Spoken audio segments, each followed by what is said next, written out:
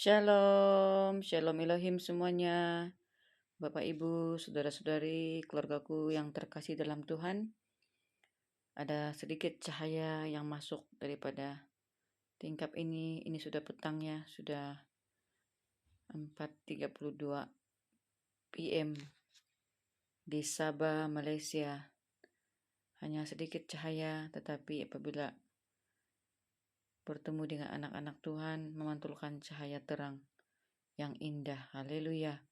Kemuliaan, hormat, syukur, puji-pujian, pengagungan bagi nama Bapa Yahweh, Suahamasi Elohim, Tuhan Yesus Kristus dan Roh Kudus, Roh kebenaran. Ketiga pribadi yang esa sudah turun ke atas muka bumi ini. Ia sudah ada. Memang ramai yang mengatakan, iya, Roh Kudus memang sudah turun sejak dari zaman Kisah Para Rasul. Tetapi ketahuilah Bapak Ibu, di zaman akhir ini ada suatu manifestasi kuasa Roh Kudus yang super dahsyat ketika berlakunya penyakit sampar, yaitu yang memulai tanda binatang ke atas muka bumi ini, telah muncul mempelai ilahinya yang kita kenal sebagai Faye Hamdani PW Wirawati. Dialah mempelai ilahi yang dipenuhi dengan Roh Kudus, Roh kebenaran. Kehadirannya menyerukan suara pertobatan kepada dunia, bahwasanya tanda binatang itu, tanda Dajjal itu, sudah ada atas muka bumi ini. Dan dia berseru-seru meskipun channel yang digunakan, channel YouTube, channel Facebook, channel TikTok, media sosial yang dipergunakannya balik-balik diblokir, diblok, di-ban ya Bapak Ibu. Tidak boleh diguna pakai karena menyerukan suara pertobatan, suara kebenaran itu sangatlah dibenci oleh pemerintah dunia ini, kerajaan dunia ini. Itulah musuh kita, seperti mana dalam Efesus 6 itu 3P 1R. Pemerintah-pemerintah, penguasa-penguasa, penghulu-penghulu, roh-roh jahat yang ada di udara. Itulah yang menjadi musuh kita, itulah yang sedang bekerja di zaman akhir ini. Itulah kenapa dunia ini semakin jahat Bapak Ibu. Karena semua ini sudah turun ke atas muka bumi ini. Menguasai orang-orang yang tidak takut akan Tuhan, menguasai orang-orang yang tidak ada kuasa darah Tuhan Yesus Kristus. Nah, pada petang ini sekali lagi saya ingin membawakan satu topik cerita mengenai mempelai, di mana kita selalu mendengar Tuhan Yesus datang untuk mengangkat mempelainya, untuk membawa mempelainya. Nah, apabila munculnya mempelai ilahi, yaitu Faye Hamdani, ramai yang menolak, ramai yang tidak percaya dan mengatakan apa yang dikatakan oleh Wahyu itu, mempelai itu merujuk kepada tubuh Kristus, yaitu gereja Tuhan. Anak-anak Tuhan yang duduk di gereja, di gedung gereja.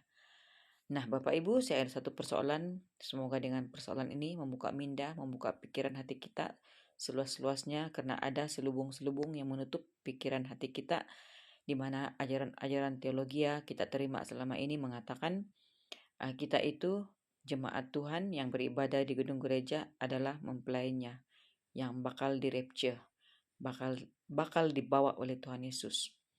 Nah, Bapak Ibu, bagaimana mungkin gereja Tuhan yang begitu banyak di gedung gereja yang dikatakan sebagai mempelai, masih dikatakan sebagai mempelai? Apakah layak dikatakan sebagai mempelai? Telah menerima tanda binatang itu. Di manakah tanda binatang itu? Bagi Bapak Ibu mungkin ada yang sudah mengetahui, ada juga yang belum mengetahui. Sekali lagi saya ulang, tanda binatang itu sudah ada. Ia berada di dalam penawar COVID-19. Cairan yang dimasukkan ke dalam tubuh umat manusia sebanyak 2 dos dan melayakkan kita mendapat sijil bertaraf dunia itu, itulah perjanjian darah kita dengan dunia ini. Itulah yang menyakitkan hati Tuhan karena kita telah menerima cairan Lucifera itu. Cairan itu hebat Bapak Ibu, hebat bagi hikmat dunia. Karena apa? Karena ia memudahkan urusan segala transaksi kehidupan, baik itu jual beli, baik itu urusan persekolahan, perdagangan, ekonomi, politik, sosial, semua memerlukan cairan itu yang bekerja di dalam tubuh umat manusia, namun ia amatlah membinasakan tubuh kita yang adalah merupakan bait kediaman Roh Kudus. Nah, ketika cairan itu masuk ke dalam tubuh kita, soalan saya kepada kita Bapak Ibu, semoga membuka minda kita, apakah kita masih layak untuk dikatakan sebagai mempelai-mempelai Kristus? Sedangkan kita sudah berkompromi menerima cairan Lucifera itu dan menjadi pengikutnya. Bahkan kita welcome gedung gereja, para pemimpin-pemimpin gereja, welcome, tunduk kepada tanda binatang itu, harus memiliki tanda binatang itu, barulah boleh beribadah. Nah, itulah yang menajiskan rumah Tuhan. Itulah yang membuatkan firman Tuhan tergenapi, di mana setiap bangunan susunan batu bata itu sudah diruntuhkan Bapak Ibu. Sudah dibinasakan oleh pembinasa keji itu.